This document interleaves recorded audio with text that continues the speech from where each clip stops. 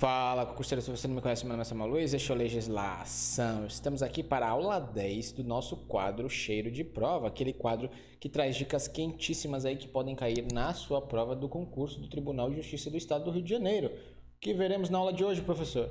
Vamos ver a diferença entre diárias e ajuda de custo, presente no Decreto-Lei 220 e no Decreto 2479. As bancas gostam de trocar os conceitos desses dois institutos aí, hein? Então, bastante atenção. Vai assinando o canal, ativando as notificações, deixando o seu like para o YouTube entender que esse conteúdo é relevante e ajude outras pessoas. E sem mais enrolação, cheiro de prova, aula 10.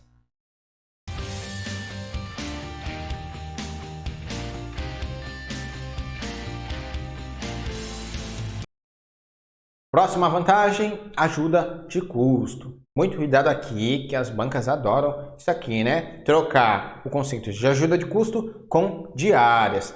Então, muito cuidado aí. A ajuda de custo ela vai ter caráter permanente e a diária vai ter caráter transitório. Vamos ver bem direitinho as duas aí.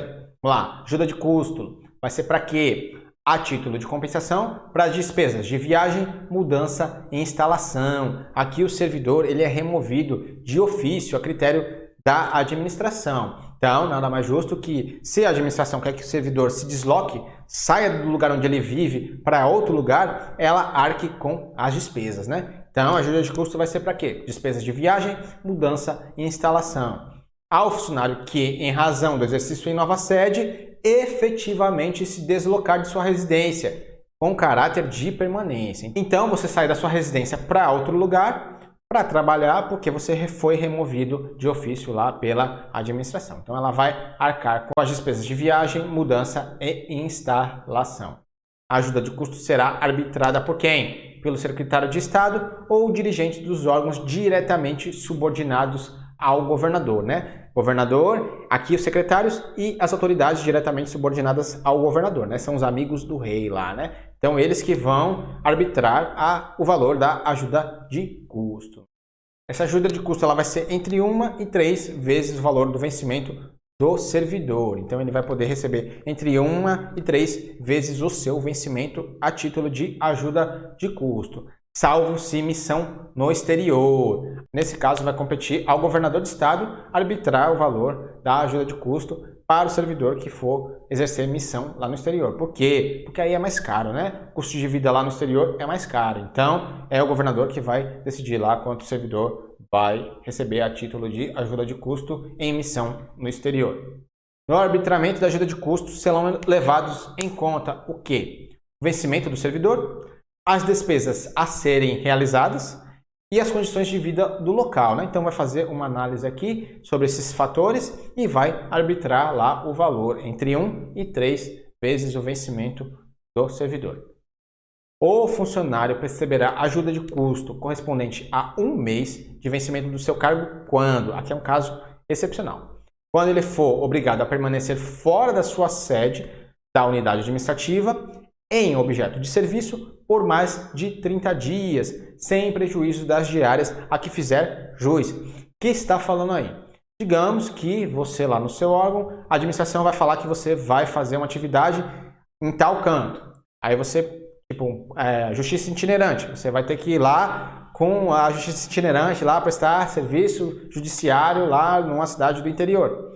Digamos que você tenha que ficar mais de 30 dias lá trabalhando. Aí você vai receber as diárias por esses 30 dias e mais 1 mês de vencimento referente à ajuda de custo. Você vai receber as duas coisas.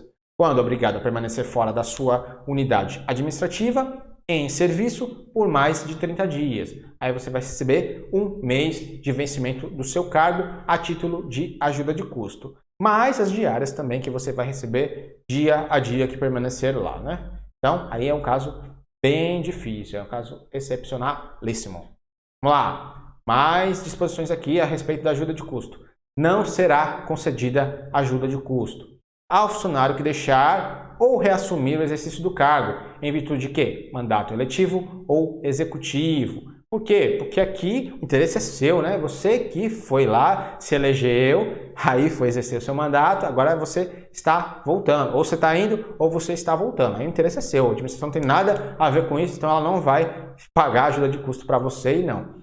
ao funcionário posto a serviço de qualquer outra entidade de direito público. É claro, porque se o interesse é do outro órgão, ele que pague para você se deslocar. A administração lá do Estado do Rio de Janeiro tem nada a ver com isso, também não vai receber ajuda de custo.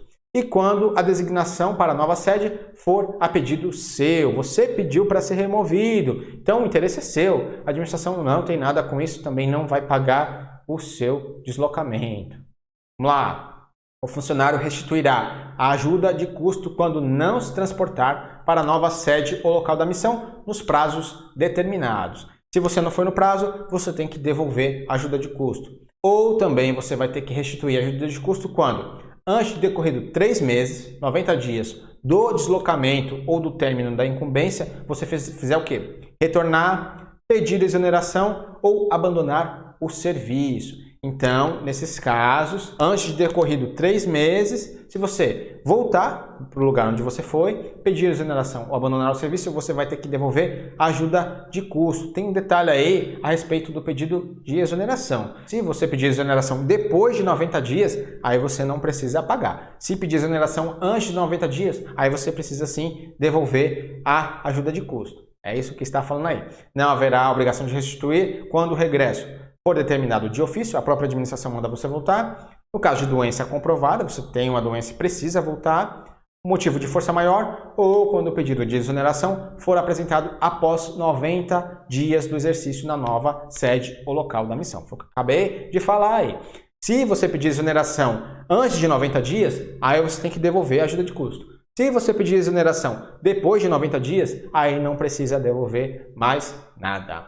Nesse caso aí de restituição, a restituição será exclusiva responsabilidade do servidor e não poderá ser feita parceladamente. Você tem que devolver e tem que devolver tudo de uma vez só. É o que está falando aí. O funcionário que houver percebido ajuda de custo não entrará em gozo de licença-prêmio antes de decorrido 90 dias do exercício na nova sede ou finda a missão. Veja que esses 90 dias é importante, hein? De novo, está falando aqui que você não vai poder pedir licença-prêmio antes de decorrido 90 dias do exercício lá na nova sede, se você recebeu ajuda de custo. É isso que está dizendo aí. Vamos lá, diárias. Última vantagem que veremos na aula de hoje. Ao funcionário que se deslocar de onde estiver sediada a sua unidade administrativa temporariamente em objeto do serviço. Lembra a distinção, hein? De diárias e ajuda de custo. Diárias você se desloca temporariamente em serviço. Ajuda de custo você se desloca definitivamente. Então, diárias ao servidor que se deslocar da sua unidade temporariamente em serviço, aí ele vai receber diárias. Aí um quadrozinho para fazer a diferença entre ajuda de custo e diária, batendo bastante nisso para vocês não errarem no dia da prova, hein? Aqui é pegadinha de prova clássica aqui, hein? Ajuda de custo, deslocamento em caráter permanente. Tem caráter de permanência. Você sai da onde você mora para um outro lugar, na nova sede, a critério da administração, com caráter de permanência. Exemplo aí, Sérgio é removido de Angra dos Reis para Queimados, no interesse da administração. Então, você é removido de ofício com caráter de permanência. Então, você vai receber ajuda de custo. Diferentemente das diárias. Aqui o afastamento é eventual e temporário. Você se afasta da sua unidade administrativa temporariamente para fazer algum serviço. Exemplo, Sérgio, no programa de Justiça Itinerante, se afasta temporariamente de sua sede, em Duque de Caxias, para Niterói, lá para prestar o serviço da Justiça Itinerante. Então, o tempo que ele fica lá, ele vai receber diárias, né? Diárias dia a dia, por conta do deslocamento temporário. Finalizamos aqui mais uma aula com dicas importantíssimas que podem cair na sua prova. Cheiro de prova, aula 10. O que vimos na aula de hoje? A diferença de diárias e ajuda de custo aí no Decreto-Lei 220 e Decreto 2479. As bancas gostam de trocar essas duas coisas aí, então bastante atenção a isso. Se você gostou da aula, se ela foi útil para você de alguma forma, assine o canal, ative as notificações, deixe o seu like, coloque algo nos comentários, dúvidas, sugestões ou reclamações. Mais dicas e informações no Instagram, @legislação. Eu fico por aqui, até a próxima aula aqui no nosso canal. Meu nome é Samuel Luiz e você está no Legislação.